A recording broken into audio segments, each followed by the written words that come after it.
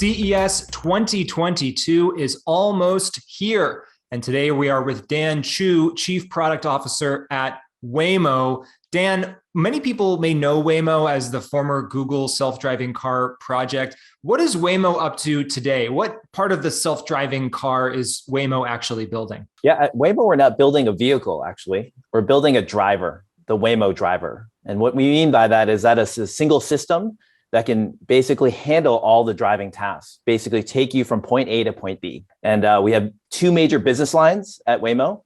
One is what we call Waymo One, which is around moving people. So that's really around a ride hailing service. And we have the world's first and America's only fully autonomous service with no human driver. This is something I think a lot of folks, even when they take our service, they don't believe.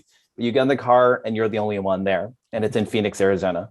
And then also Waymo Via is our trucking and local delivery. Wrapping around to your question, we're building the entire technology stack in-house, right? So everything from the custom hardware sensors to state-of-the-art software, and that enables the performance we need for fully autonomous driving and allows us to iterate rapidly.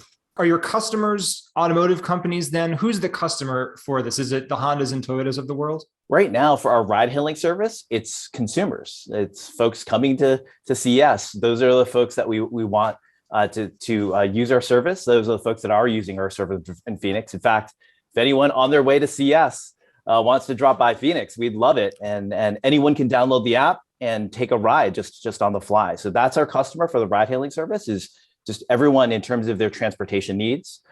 For trucking, it is working with fleets. That's how the industry is set up. So those are the folks that we're working with.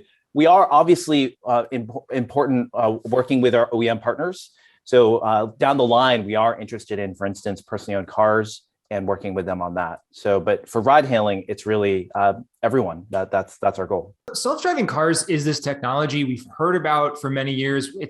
It continues to get closer and closer to that kind of utopian reality dream of just self-driving cars everywhere. But can you give me a better snapshot of how close we are to achieving that, or if that even is still the right way to frame up the goals of what self-driving technology is trying to do right now?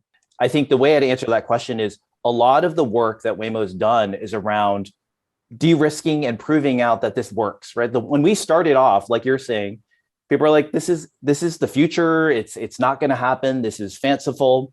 And I think a critical part of the message is L4 fully autonomous driving is here now. Like, we've been able to achieve that in our service that runs every day, 24/7. And that's something when we started, people didn't think was possible. So I think that part is here today. And I think the next step, we can talk more about that, is around scaling that to additional cities and additional environments. But really, the core technology is here today. How much exposure do people need to this technology before it's just kind of part of their everyday lives? I would split that into two experiences for riders that we see. Right. One is you take somebody who is skeptical, who has questions around the technology. And we know that there's questions around any new technology. And I think that takes roughly like a few seconds in a service where they're like, wow, this works. I see it. It's making an unprotected left. It's incredible to see that. They light up, they laugh, they joke around. So it's a few seconds for them to go from, I don't think this is possible, to I'm living it. I think the second part of your question is, when does that get boring? I think that varies a lot from rider to rider. Some, like, it's their 50th, 100th ride. They're still like, I still can't believe it. I'm taking a video for my family. I still can't believe I'm seeing it. And then we have other folks taking a nap in the car, right? Like, they're just like, now I'm used to it. I know that this is going to be my own space. And so it's a part of their routine. Well, it's certainly still extremely exciting. And we are excited to hear about what you are bringing to CES 2022. When people show up at Waymo, what are they going to be experiencing? So we're very excited this year.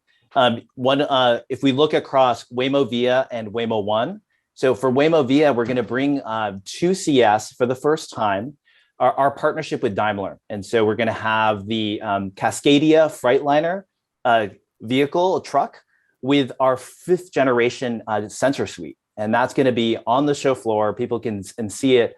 But we'll also, for Waymo One, have with our other 2 vehicle platforms, we'll have our Jaguar I-Pace, fully EV, and then also our Pacifica minivan. People coming to CES will be able to experience all 3 vehicle platforms that we're currently working with. and deployed across Phoenix, San Francisco, and in other areas as well. Well, thanks so much for chatting with us today, Dan. We will see you at CES 2022.